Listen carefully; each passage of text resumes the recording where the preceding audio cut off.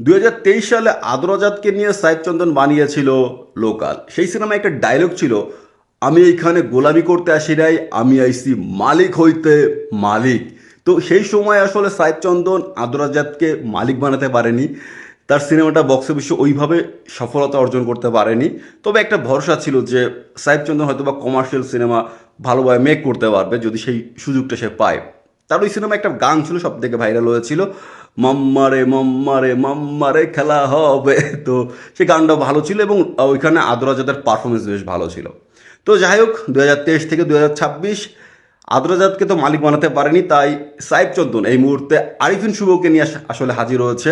এবং এবার আরিফিন শুভ ডিরেক্টলি, কোনো গোলাম টোলাম না, ডিরেক্টলি মালিক হিসেবেই কিন্তু হাজির হচ্ছে সিনে পর্দায়। তো এই সিনেমাটা যে ঈদে আসতেছে এটা অনেক আগে থেকে আমি শুনেছিলাম যে কোরবানি ঈদে একটা সিনেমা আসতেছে আরিফিন শুভর, যেটা সাইফ চন্দন ডিরেক্ট করছে। বাট এই সিনেমার টিম কাইন্ড অফ ভাই ঘুমাই ছিল, যার কারণে আমরা কোনো রকমের আপডেট পাচ্ছিলাম না। তো রিসেন্টলি দেখলাম তারা ঘুম থেকে জেগে উঠেছে, তাদের সকাল হয়েছে এবং সেই সকালে তারা মনে করেন 2-3টা পোস্টার ড্রপ করেছে, বাট আবারও তারা ঘুমিয়ে গিয়েছে। ভাই কথা হইতেছে সিনেমা রিলিজের আছে মাত্র এক সপ্তাহ এখন নাই, মনে করেন 5 দিন আছে হাতে। তো এই 5 দিনের মধ্যে তারা কিভাবে প্রমোশন করবে, কিভাবে কি করবে, কিভাবে রিলিজ করবে, আমার এটা বুঝে আসে না। একটা সিনেমার প্রাণই হচ্ছে প্রচারণা। অবভিয়াসলি সিনেমার প্রাণ হচ্ছে গল্প, এটা মানে সিনেমার হাইপ ক্রিয়েট করার জন্য অবশ্যই সিনেমাটা প্রচারণা করতে হয়, কিন্তু এইখানে আসলে তারা কোনো কিছুই করছে না। না হাউস থেকে করা হচ্ছে, না কোনো টিম মেম্বার করছে, না পরিচালক স্বয়ং করছে। জাস্ট একটা পোস্টার ড্রপ করেছে, তাদের কাজ খতম। ভাই এইভাবে করলে আসলে আপনাদের সিনেমা বানানোর দরকার নাই। যদিও ভাই এবার আপনি বলবেন যে তোমাদের কি, আমার টাকা দিয়ে আমি করছি বা আমাদের টাকা দিয়ে আমরা করছি, আমাদের সময় দিয়ে আমাদের শ্রম দিয়ে আমরা করছি। বাট কথা হচ্ছে ভাই, একটা সিনেমা যেমন আপনাদের, ঠিক তেমনি একটা সিনেমা কিন্তু দর্শকদেরও। আপনারা বানাচ্ছেন দর্শকদের মাথায় রেখে, তো সেই দর্শকদের যদি আপনি প্রাধান্য না দেন, সেই দর্শকদের চাহিদার কথা যদি আপনারা চিন্তা না করেন, সেই দর্শকদের আগ্রহের কথা যদি আপনারা চিন্তা না করেন, তাহলে বানায় আপনাদের লাভ কি? যাই হোক, আসি পোস্টারের কথায়। তো রিসেন্টলি মালিকের 2টা পোস্টার আমার চোখের সামনে আসছে। একটা পোস্টার এই মুহূর্তে আপনার স্ক্রিন দেখতে পাচ্ছেন, যেখানে আমরা আরিফিন শুভর একটা সাইড ফেস দেখতে পাচ্ছি, লম্বা চুলে দাড়ি, হালকা দাড়ি লুকে আছে আরিফিন শুভ রয়েছে। আমি ডিরেক্টলি আপনাদের ফোকাস করতে বলবো হচ্ছে আরিফিন শুভর সানগ্লাসে, যেখানে আমরা দেখছি সানগ্লাসে আগুন জ্বলছে এবং পিছনে সম্ভবত কোনো রকমের একটা বড় ধরনের ফ্যাক্টরি আসলে আগুনে পুড়ে ছারখার, যেটার দিকে তাকিয়ে আছে আরিফিন শুভ। পোস্টারটা আমার কাছে বেশ ভালো লেগেছে, আরিফিন শুভর লং হেয়ারটাও বেশ ভালো লাগতেছে এবং পোস্টারে তারা আসলে যে কালারটা ব্যবহার করেছে সেটা আমরা বলতে পারি যে একটা রক্ত লাল কালার। এবং যেহেতু এটা একটা অ্যাকশন ধর্মী সিনেমা, সেহেতু এই ধরনের কালার ব্যবহার এবং ক্যারেক্টারকে এইভাবে প্রেজেন্ট করাটা আসলে যুক্তিসঙ্গত বলে আমি মনে করি। অনেকে দেখলাম এই পোস্টারটাকে বলছে যে এটা একটা এআই পোস্টার, বাট আমি আপনাদের দৃষ্টি আকর্ষণ করতে চাই, পোস্টারে কোনায় দেখেন লেখা আছে ওয়াইএফ ভিএফএক্স সায়েম। এটা হচ্ছে সায়েম ভাইয়ের তৈরি করা পোস্টার। এবং আপনারা যারা ইন্ডাস্ট্রির সঙ্গে যুক্ত আছেন, আপনারা আমার কাছে মনে হয় সবাই চেনেন সায়েমকে, এবং সায়েম ইন্ডাস্ট্রির পোস্টার বয় হিসেবে কিন্তু পরিচিত এবং ইন্ডাস্ট্রির জন্য কিন্তু সে বেশ ভালো ভালো পোস্টার মেক করেছে। তো এইটাকে আপনারা এআই বললে আসলে আপনারা ভুল করবেন। এরপরে আসতেছি দ্বিতীয় পোস্টার, যেটা আপনারা স্ক্রিনে দেখতে পাচ্ছেন। দ্বিতীয় পোস্টারটা আমার কাছে খুব বেশি অ্যাট্রাকটিভ মনে হয় নাই, আমার কাছে কেমন একটা খাপছাড়া খাপছাড়া লাগতেছে এখানে। স্পেশালি ওর আরিফিন শুভ এবং বিদ্যাসিনা মিমের পিছনে একটা কুড়াল দেখা যাচ্ছে। অবভিয়াসলি স্বাভাবিকভাবে একটা চিন্তা করা যায় যে এক হাতে কুড়াল রয়েছে, এক হাতে একটা বড় চাপট রয়েছে, বাট দেখতে কেমন আছে, ওয়ার্ড লাগছে যে যেহেতু হাত দেখা যাচ্ছে না, কিছু দেখা যাচ্ছে না, তো কাইন্ড অফ মনে হচ্ছে যে পিছন থেকে একটা কুড়াল এমনি দাঁড়ায় আছে।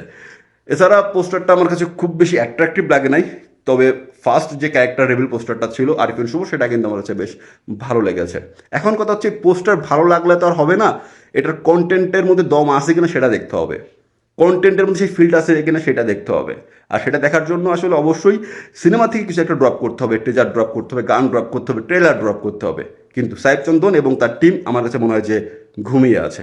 সাইফ চন্দন ভাই, আমি আপনাকে অনেক দিন ধরে ফলো করি, তো সেই জায়গা থেকে আমি বলবো যে আপনার মধ্যে সে পোটেনশিয়াল আছে এবং আমি মনে করি আপনি এবার তো আরিফিন শুভকে পেয়েছেন, আপনি একটা ধারালো অস্ত্র পেয়েছেন, তো সেই অস্ত্রটাকে আপনি ভালোভাবে ব্যবহার করেছেন হয়তো। তো সেই জায়গা থেকে যদি আপনি এই কন্টেন্টটা ড্রপ করেন, মানে এই সিনেমার কন্টেন্টটা যদি আপনি ড্রপ করেন, তাহলে দর্শকদের আগ্রহটা আরও বাড়বে এবং দর্শকদের আহ, বলতে পারেন যে আসলে পছন্দ অপছন্দ, সিনেমা হলে যাবে কি না, এটার সিদ্ধান্ত নিতে দর্শকদের সুবিধা হবে। তো যদি আপনি সেই জিনিসটা করেন, এটা দর্শকদের জন্য ভালো এবং আপনার জন্যও ভালো। এর পাশাপাশি আরেকটা জিনিস আমি একটু মেনশন করতে চাই, সেটা হইতেছে যে সিনেমার এই যে পোস্টারে আরিফিন শুভকে ট্যাগ দেওয়া হয়েছে দ্য আনলিমিটেড অ্যাকশন হিরো। তা আমার কথা হইতেছে যে ভাই এই চিন্তাটা কার মাথা থেকে আইছে? মানে যা মন চায় তাই, মানে কি দরকার ছিল আরিফিন শুভর নামের সঙ্গে দ্য আনলিমিটেড অ্যাকশন হিরো ট্যাগটা লাগানো? মানে কোন দৃষ্টিতে বা কোন চিন্তা ভাবনার জায়গা থেকে আসলে এই ট্যাগটা দেওয়া হয়েছে? এবং আমি আরিফিন শুভকে বলতে চাই, ভাই আপনারা বড় বড় স্টার, আপনারা কাজ করছেন ইন্ডাস্ট্রিতে এবং আপনাদের সেই জায়গাটা আপনারা ধীরে ধীরে তৈরি করছেন। তবে এই যে একদিন সুপারস্টার, একদিন দ্য আনলিমিটেড অ্যাকশনের এই যে ট্যাগগুলো লাগাচ্ছে, এই বিষয়ে আসলে আপনাদেরও কথা বলা উচিত। এবং যখন একটা ট্যাগ লাগানো হচ্ছে সিনেমায় আপনাদের নামের সঙ্গে, সেই বিষয়ে আসলে আপনাদেরও একটা মতামত দেওয়া উচিত, দর্শকদের মতামত নেওয়া উচিত। মানে একদিন সুপারস্টার, একদিন দ্য আনলিমিটেড অ্যাকশন হিরো, একদিন অমুক স্টার, এই জিনিসটা ভাই সত্যিকার অর্থে চোখে লাগে। এছাড়া মালিক নিয়ে তেমন কিছু বলার নাই, কারণ মালিকের তো কোনো কিছু এখন পর্যন্ত আসে নাই, মালিকের টিমই ঘুমিয়ে আছে। তাই আমি তাদেরকে বলবো, ভাই আপনারা ঘুম থেকে ওঠেন, আপনাদের কন্টেন্টগুলো ড্রপ করেন, আমরা যাচাই বাছাই করি, যদি ভালো হয় অবশ্যই ইন্ডাস্ট্রি আপনাদের সিনেমাকে সাপোর্ট করবে, কারণ ইন্ডাস্ট্রিতে এই মুহূর্তে ভালো সিনেমা দরকার এবং ইন্ডাস্ট্রির অডিয়েন্স এখন ভালো সিনেমা চায়, ইন্ডাস্ট্রির অডিয়েন্স এখন সিনেমা চায়। তো এই সময় ইন্ডাস্ট্রির এই গ্রোয়িং টাইমে আপনাদের ভালো সিনেমা দেওয়া দরকার, সেই সিনেমার প্রচারণা করা দরকার। তো দেখি আপনারা কি করেন। তো ভিউয়ার্স, আসলে আপাতত মালিক নিয়ে এতটুকু বলার। এখন আপনাদের কোনো মতামত থাকলে আমাকে কমেন্টে জানাতে পারেন। আর ওভারঅল ভিডিওটি ভালো লাগলে like, comment, share and sweet film stocks.